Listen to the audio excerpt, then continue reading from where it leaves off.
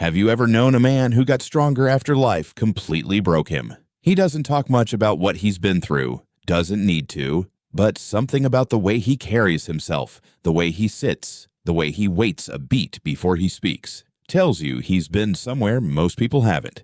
He's 54, new gym membership, hasn't trained consistently since his 30s. But watch him 6 months from now. He's not just physically stronger, he's sharper, calmer, harder to rattle, more sure of himself than most guys half his age, and he's not trying to prove it to anyone. That's not luck. That's not genetics. Most people assume men like this just got a better hand, less stress, an easier life, a stable career from the start. They've got it completely wrong. The men who become genuinely stronger later in how they lead, how they handle pressure, how little they need from the outside to feel okay. These men almost always went through more, not less. One of them moved into a camper van at 52, just him and the open road. The people around him thought he was falling apart. 4 years later, he'll tell you it was the first time in his adult life he actually felt like himself. Another got sober in 2008, lost almost everything before that, spent years wondering if anyone would ever really see him. Not the version he performed, but the actual him. He's still building, still here. And if you ask him what made him who he is today, it wasn't the easy years. More men go through this than anyone talks about. And the reason it happens isn't random. Something shifts inside certain men as they get older. Slowly, then all at once. And when it finally kicks in, it doesn't just bring back what they lost. It builds something the younger version of them never could have. That's what this video is about. Not a pep talk, not motivation.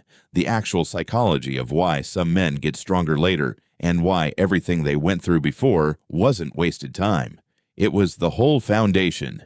Think about the man who spent his 30s in a job that never quite fit. Not lazy, not lost. Smart, actually. Which made it worse because he could see exactly what was wrong and still couldn't explain why he kept staying. He'd sit in a Monday morning meeting, coffee going cold, half listening to someone talk about Q3 targets and feel this low-grade wrongness underneath everything, like wearing shoes one size too small. You can walk in them, you can run, but your feet always know.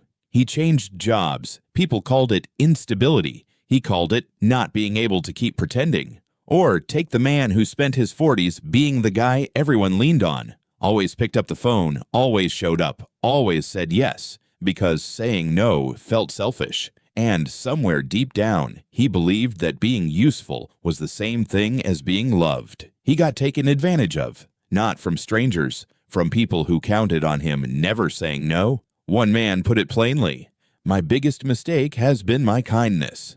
I have been taken advantage of for years by many. When you genuinely believe your value comes from what you do for people, saying no doesn't feel like a boundary. It feels like a betrayal, and you keep paying for that belief until something finally forces you to question it. Carl Jung called the first half of life the time when you learn to fit, to wear the mask the world hands you and make it work. Most men who pull that off get rewarded, but some men never quite manage it. Not because they're broken, because the mask was never theirs. And every time they force it, something underneath says no. Here's the part that surprises people. That resistance might have been protecting him. If he'd found a comfortable role at 28 and settled in, he'd probably still be there. The years of not fitting kept him from getting permanently stuck.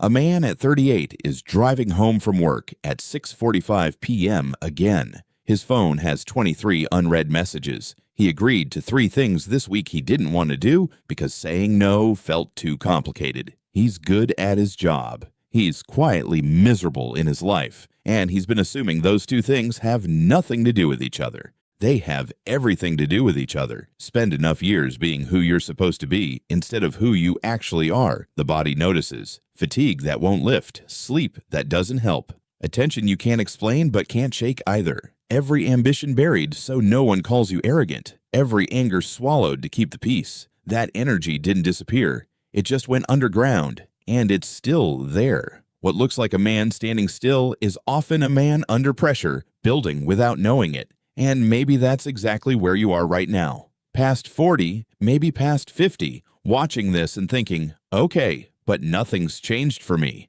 Still tired, still stuck. Stay with me. That stuck feeling isn't proof you're too late. It's usually what comes right before. No man turns this around on a good year. He turns it around.